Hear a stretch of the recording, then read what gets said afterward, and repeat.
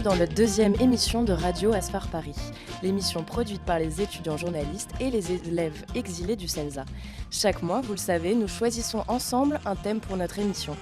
Ce mois-ci, nous avons décidé de vous parler boulot. Les étudiants exilés sont allés rencontrer celles et ceux qui font le travail dont ils rêvent en France. Parce que le travail, c'est le thème que nous avons abordé ensemble depuis le début. On se demandait tous ensemble, mais comment on fait pour reprendre des études ? Comment se comporter lors d'un entretien ? Qu'est-ce qui fait un bon CV ? Et puis on en avait assez de la théorie, alors on est allé sur le terrain, en binôme, avec un étudiant exilé et un étudiant journaliste. On a dégainé les enregistreurs. Moumine a rencontré une ingénieure. Ingénieur, c'est le cursus qu'il rêve de reprendre en France. Aïssam, lui, il a discuté avec un restaurateur entrepreneur. Aïssam veut lui-même monter son entreprise. Et Ali nous a présenté une bénévole avec qui il travaille au centre Emmaüs de la Porte de la Chapelle. Parce que le travail, c'est la santé, ou presque. Le travail, c'est la santé. Salut Constant. Nous sommes allés tous les deux au centre Emmaüs où tu travailles, Ali Komi. À la base, je voudrais le rappeler, l'appel de l'abbé Pierre, celui donc qui a fondé Emmaüs, c'était en 1954 et c'était ça. Il faut que ce soir même, dans toutes les villes de France, des pancartes s'accrochent où l'on lise ces simples mots. Toi qui souffres, qui que tu sois, entre, dors, mange, reprends espoir, ici on t'aime. Le centre Emmaüs où tu travailles, toi, Ali, est au nord de Paris. C'est un bâtiment d'hébergement temporaire qui a été créé fin 2016 par la maire de Paris, Anne Hidalgo. Il y a à l'intérieur environ 200 hommes hébergés, mais il y a un manque de place criant. Selon les équipes de France Terre d'Asile, 25 à 30 personnes arrivent par jour à Paris en moyenne. Ces estimations datent du mois de juin dernier. Au centre Emmaüs Porte de la Chapelle, les personnes exilées sont hébergées pour 10 jours et seulement s'ils arrivent en France pour la première fois. Ensuite, ils sont emmenés dans d'autres centres d'hébergement, le temps que leur demande d'asile soit traitée. Et là, nous sommes fin septembre. Nous nous retrouvons, toi et moi, Ali, devant le centre. Les gens attendent par terre, assis. Toi et moi, nous passons les contrôles de sécurité et là, on est arrivé devant la bulle. En fait, c'est un espèce de chapiteau et à l'intérieur, les gens attendent de savoir s'ils auront droit de dormir pendant 10 jours. Et puis dehors, à l'extérieur de la bulle, il y a des hébergés qui attendent sur des banquettes en bois préfabriqués. Et puis il y a aussi des gens qui jouent au volley. Et surtout, il y a un soleil qui tape sur ces préfabriqués qui sont eux-mêmes tagués. À l'intérieur, ça ressemble un peu à un parking. Il y a plusieurs petites touches de décoration, notamment des graffitis. Et puis il y a aussi un mobile avec des petites sculptures. Et une de ces petites sculptures figure un bateau en papier mâché. Et dessus, il y a écrit Freedom, ce qui veut dire donc liberté. Et ça a été fabriqué par des hébergés afghans. Au fond donc, de ce grand parking, qui est le centre Emmaüs, il y a des blocs. Ce sont des rangées de lits qui sont séparés par différentes couleurs. Et chaque bloc a son chef. Et justement, moi, je voudrais savoir, Ali, quand est-ce que tu as commencé à travailler dans ce centre Emmaüs, Porte de la Chapelle ? En fait, j'ai commencé à travailler au centre en décembre 2016 de sa création. Et quelles sont tes missions principales là-bas ? Il y a beaucoup de demandeurs d'asile. Ils ne parlent pas français et je traduis donc l'arabe. J'accompagne aussi à l'hôpital et à la préfecture. J'ai distribué aussi de la nourriture. Je m'occupe de nettoyer le linge à la laverie. Et donc, justement, quand on y allait ensemble, tu as interrogé Marianne, qui est une bénévole du centre. Est-ce que tu avais déjà travaillé avec elle ? On s'était croisés avant, mais on ne se connaissait pas vraiment. On se retrouve donc avec Marianne et Ali dans la laverie à l'intérieur des préfabriqués. Là, j'ai donné un t-shirt et un pantalon à un migrant. Et donc là, j'inscris sur les listes le fait que j'ai donné ces deux choses.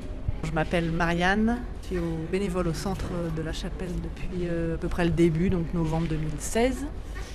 Et par ailleurs, je suis journaliste en presse écrite.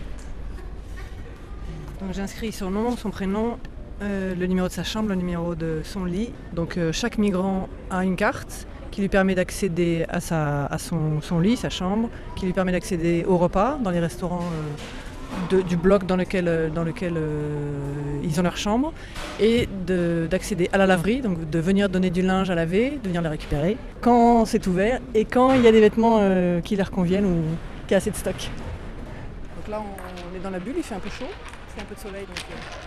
Voilà, et au milieu de ce rond il y a un bloc de bureaux et de l'autre côté il y a aussi un endroit d'accueil où là il y a plutôt les familles avec des enfants. Là, il n'y a pas énormément de personnes. Il y a des moments où il y en a plein partout. Là, je pense qu'il n'y a pas eu énormément d'entrées. Là, il y a quelques jeux qui sont prévus pour les enfants. Et donc, il y a des familles qui sont là, qui sont aussi qui viennent passer. Enfin, en fait, c'est l'accueil de jour. Parce qu'ils ne sont hébergés ici que des hommes seuls. Donc là, on monte le petit escalier et on va au premier niveau. Il y a quelques bureaux, donc en général qui sont pour les salariés d'Emmaüs. Bonjour. Bonjour. Vous allez bien? Donc lui, par exemple, c'est un ASE. C'est un des responsables de pôle, de chambre et tout ça. Si je ne me trompe pas, il est afghan, donc il sert aussi de traducteur, soit pour les hommes qui sont dans son bloc, soit pour d'autres, soit aussi au pôle santé. Je l'ai vu plusieurs fois au pôle santé. Quelle est l'importance d'être bénévole? Et il se trouve que j'ai vu passer sur les réseaux sociaux l'annonce d'une réunion d'Emmaüs, un mois avant l'ouverture du centre. Et du coup, j'y suis allée, je me dis, j'y vais. C'est poser des actes, pas juste réfléchir sur le sujet des réfugiés, penser, essayer de convaincre éventuellement dans des discussions. J'ai fait 2 accompagnements aux urgences à l'hôpital et l'une d'entre elles c'était avec un homme. Et donc on est resté assez longtemps, c'était les urgences à Bichat. Et donc je l'ai accompagné, y compris à la consultation avec une médecin. Et à un moment, la médecin avait déjà commencé à le sculpter, a dû sortir du bureau parce qu'il y avait une super urgence entre-temps de quelqu'un de l'extérieur. Et on a un petit peu parlé, c'était pas beaucoup parce qu'il parlait essentiellement pachtou ou dari, je sais plus, et un petit peu anglais, mais pas beaucoup. Et voilà, on parle un petit peu, et puis il était assez fatigué. Je le laissais tranquille, entre guillemets. Donc il y avait des moments où on parlait pas. Et puis des moments où il avait l'air à l'intérieur de lui, et il avait une mine un peu fatiguée, un peu de défaite. Et à un moment, je l'ai regardé comme ça, et il avait l'air très très pensif, et il regardait, je sais pas, par terre. Enfin, il avait l'air assez vague. Il avait une tristesse incommensurable. À la prochaine. À la prochaine. Merci à vous. Non, vous me connaissez. Oui. Nous. Oui, c'est sûr. Je ne vais plus me tromper. Ça va là. Et le reportage se termine donc sur cette tristesse incommensurable de cet Afghan que Marianne avait rencontré.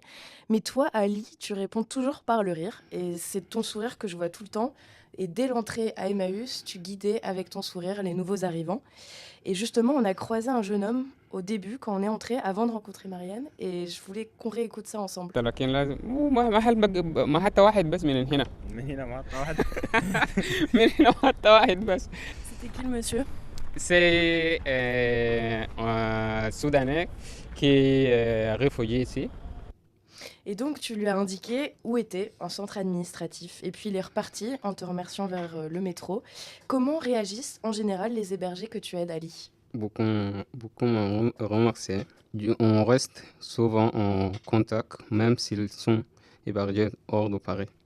À Lyon ou à Normandie, on crée une relation, et pas seulement avec les Soudanais, mais avec toute la communauté. Et justement, dans le reportage, Marianne salue donc un ASE qui est un bénévole. Et il y a plusieurs demandeurs d'asile ou réfugiés qui apparemment sont devenus eux-mêmes des bénévoles, comme toi, Ali. Est-ce qu'il y en a beaucoup dans ce cas-là ? Il n'y a pas beaucoup de bénévoles, demandeurs d'asile. Normalement, il faut avoir le statut de réfugié. Au Soudan, j'étais aussi bénévole et j'ai aidé déjà les gens. Et toi, Ali, quand tu es arrivé, donc c'était le 18 août 2016, où est-ce que tu dormais? Je dormais sur le pont à Jaurès et j'étais malade. Et le centre de la chapelle n'existait pas. Et j'ai voulu aider le nouveau arrivant. Je n'ai pas beaucoup de pouvoir, mais c'est le moins que je puisse faire. Merci, Ali. Merci à vous. Et c'est avec Emma que tu allais rencontrer il y a 2 semaines une autre Emma Laverne, qui est elle ingénieure et elle travaille à Paris. Ensemble, vous avez discuté des études que tu avais commencées au Soudan, c'est-à-dire des études de génie civil. En génie civil. En génie civil. Nous, on est ingénieur structure plus. Structure et façade. Ouais. Alors, je m'appelle Emma Lavergne, je suis bordelaise, j'ai déménagé à Paris pour le boulot et du coup, je suis ingénieure structure ici au sein du bureau d'études Eckersley au Callaghan. Ok, qu'est-ce que cela signifie être ingénieur de structure? C'est pouvoir intervenir de la conception à l'exécution d'un bâtiment, savoir proposer des solutions pour concevoir la structure en parallèle avec un architecte et essayer de respecter ses désirs et pouvoir le mener jusqu'au bout du chantier, jusqu'à la réception du chantier pour moi. D'accord. Ok. Et quelles sont les principales difficultés? Il y en a tout au long du processus. La première, c'est de faire face à des architectes qui ne sont pas forcément conscients de la résistance des matériaux, de comment les matériaux fonctionnent et de comment on peut les utiliser. Par la suite, ça va être parfois des calculs qui sont un peu complexes, de savoir jongler entre tout ça pour que le projet plaise au client, mais aussi à l'architecte et qui rentre dans des budgets qui conviennent à tout le monde. D'accord. À la fin, comment vous travaillez avec les architectes? Alors nous, on travaille vraiment en étroite collaboration avec eux. On fait partie des rares bureaux d'études qui sont plus proches des architectes que des entreprises qui vont construire. Donc nous, ça va dépendre des projets et des architectes aussi, mais généralement, on se rencontre régulièrement. On fait beaucoup de petits croquis, beaucoup de schémas et beaucoup de rencontres, beaucoup de discussions. Et pourquoi avez-vous choisi ce métier? Je me suis un peu retrouvée là par hasard, pour être honnête. Je voulais construire, je voulais participer à la construction des bâtiments. La première chose, c'était l'architecture. Je me suis assez rapidement dit qu'il y avait beaucoup trop d'organisation plus que de conception en elle-même. J'ai eu l'impression que les architectes étaient plus là pour mener l'équipe et dire à chacun quoi faire que pour réellement concevoir un bâtiment. Et du coup, j'ai aimé cette polyvalence qu'il fallait avoir en étant architecte entre créativité et en même temps avoir quelque chose de concret à réaliser, quoi. Quel est le travail dont vous êtes la plus fière? Je pense que c'est un travail qui n'est pas encore terminé, mais c'est surtout le projet sur lequel j'ai travaillé le plus longtemps.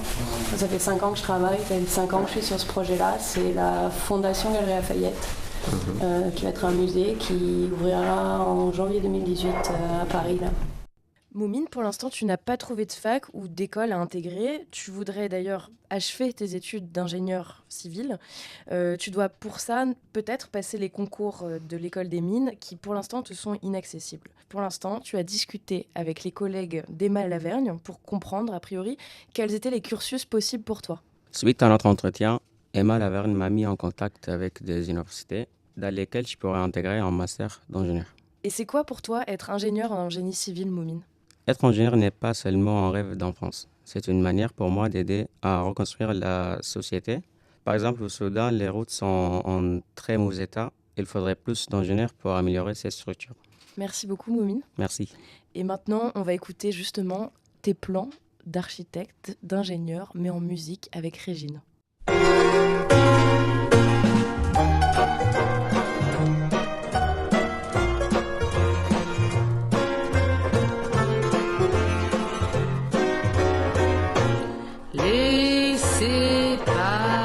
Les petits papiers, à l'occasion papier chiffon, puisse-t-il un soir papier buvard vous consoler.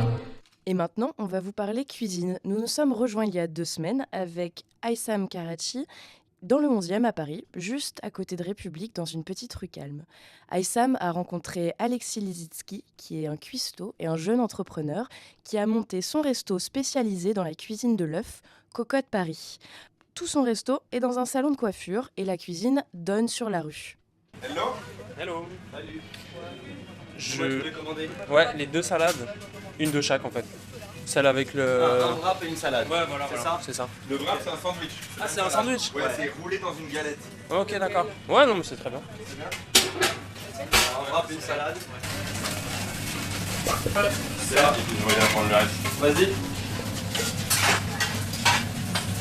Wrap, donc petite salade.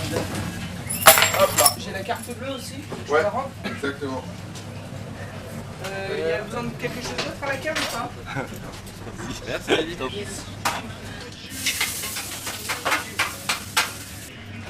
Alors là, on est en train de dresser une commande qui va être à emporter.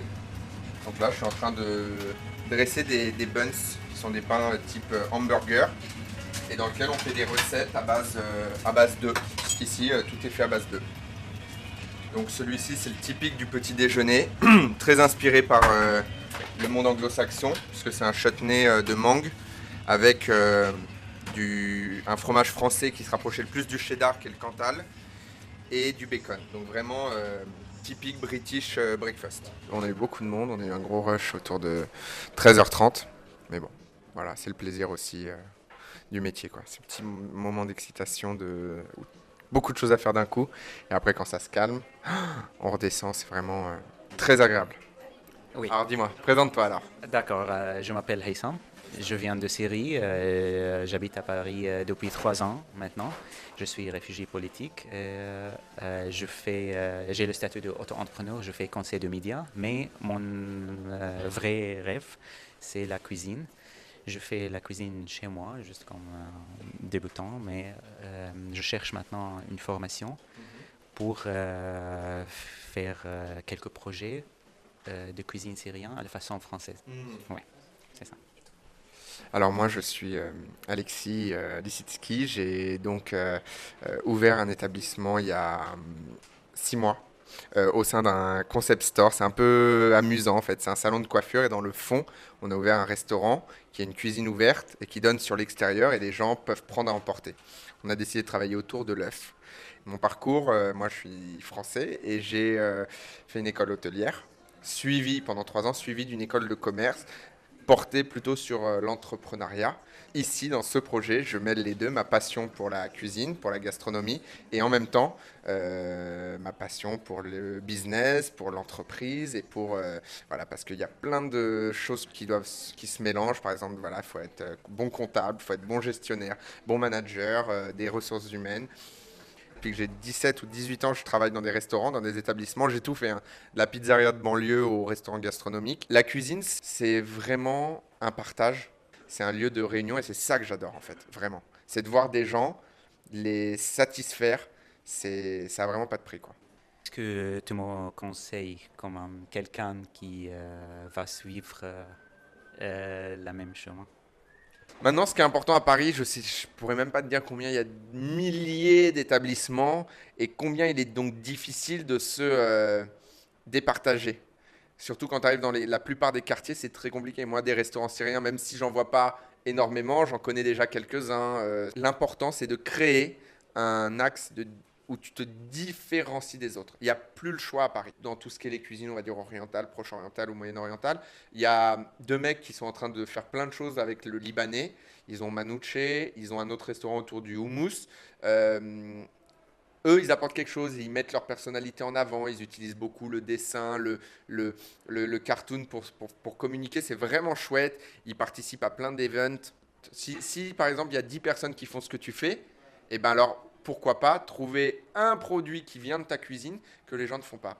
Et voilà, tu es toujours le bienvenu pour quelques conseils qui soient. Et d'ailleurs, Aïssam, en ce moment, roule sous le boulot. Là, tout de suite, maintenant, en train de préparer un banquet franco-syrien pour 150 personnes qui va se dérouler ce samedi au Jardin du Luxembourg au profit d'une association. Il est cuisinier pour ce banquet. J'ai demandé à Aïssam ce qu'il a appris donc, il y a 2 semaines en discutant avec Alexis. Je n'ai pas besoin beaucoup de recettes, beaucoup de choses très compliquées. Peut-être je dois choisir un plat, 2 plats et réfléchir comment présenter ça avec un twist, avec quelque chose pour... Une astuce? Oui, c'est ça, exactement. C'est ça le plus importante chose, ouais. Toi, tu en es où? Raconte-nous, où est-ce que tu en es de tes projets de cuisine? Qu'est-ce que tu fais maintenant pour réussir? Maintenant, en fait, j'ai un petit projet, un événement avec une société pour les gens qui habitent partout en France. Je vais essayer de cuisiner pour plaisir des gens. Quelques plats très simples avec sous le concept de lunchbox, de thème de pique-nique. Tu peux nous dire ce qu'il y aura justement dans ces 5 choix? Oui, par exemple, il y a de falafel, de hummus, de muhammara et une salade fatouche, burak. Burak, c'est comme un empanada, mais c'est un empanada syrien avec des viandes. Et après, je pense la prochaine étape, c'est évidemment trouver une formation et on va voir. Et après ça, si le banquet se passe très bien, comment ça se passe pour toi? Est-ce que après tu vas faire une formation pour devenir cuisinier? Oui, exactement, c'est ça. Je vais rechercher et trouver quelques formations de cuisine française. Parce que finalement, je vais mélanger la cuisine syrienne avec la cuisine française. Donc, je dois apprendre comment faire les plats français. Merci à tous. C'était le 2e podcast de Radio Asphar Paris. Merci au CELSA de nous avoir prêté le studio d'enregistrement et de nous avoir aussi prêté Jacques à la régie. Merci aussi à tous ceux qui m'ont aidé à préparer l'émission, surtout Emma Donada pour sa playlist d'enfer, à Can aussi qui nous a proposé la chanson Gurbet, qui veut dire l'immigration en turc, que vous avez entendu au début de l'émission, et c'est chanté par Özdemir Erdoğan. Merci à Momin Omer, à Essam Karachi, Ali Goura, Mustapha Daoud et Ahmad Chipley. Merci aussi à Laetitia Farine, à Colin Gruel, Samuel Kahn, Clara Lozi et Caroline Baudry.